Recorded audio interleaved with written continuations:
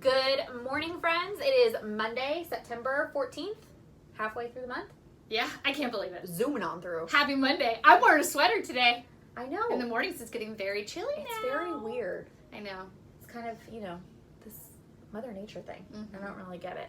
All right, so this week we are going to be launching some mini lessons as part of our SEL curriculum. So this was the little flip chart that we went over already. Mhm. And your teachers are going to start incorporating this into your morning messages in the next couple of weeks. So we thought we would do some mini lessons with you guys. And when Mrs. Andrews says SEL, it's our social emotional learning curriculum. So it all has to do with our minds and our heart and our feelings, all of our social emotional pieces of us, because those are just as important as building our academics and our brain smarts. Because you cannot learn math and reading if you're not feeling it in all the other areas too.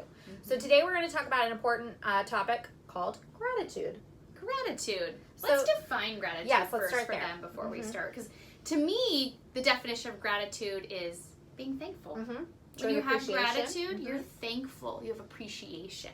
Sorry to interrupt. But I just No, wanted to throw that's that out. absolutely right. So typically what happens is in times of stress, like what we're dealing with now with the world being the way it is, it's really easy for our brains to shift and just focus on all the negative things. Yeah. And we get stuck in that really negative space. So we have to actively rewire our brains in order to focus on some good things, because otherwise our mental health is going to suffer. And especially adding the smoke to all of this, guys. You know, not being able to see the sun, or it being hazy, or you may be frustrated that you can't go outside.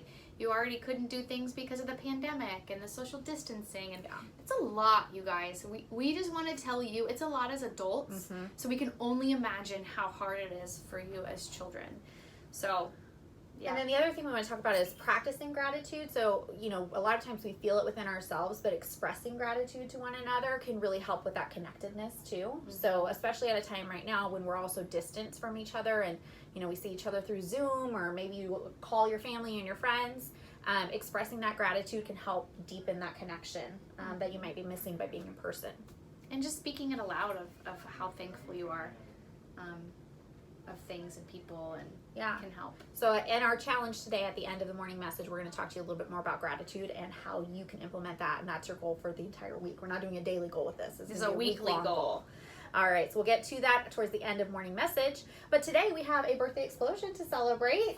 Finally! I know! It was kind of crazy last I week. know. I don't know what happened to September. So it is Jose V's birthday in Mr. Rapp's class today. Happy birthday, Jose! All right, he's the only one though. Yeah. So you get a big explosion there. Okay, it is Monday, which means it is time for the Pledge of Allegiance. So if you are wanting to join us in that, you're going to make sure you have hats and hoods off, which you should already have inside your classroom. Yeah. But you're going to stand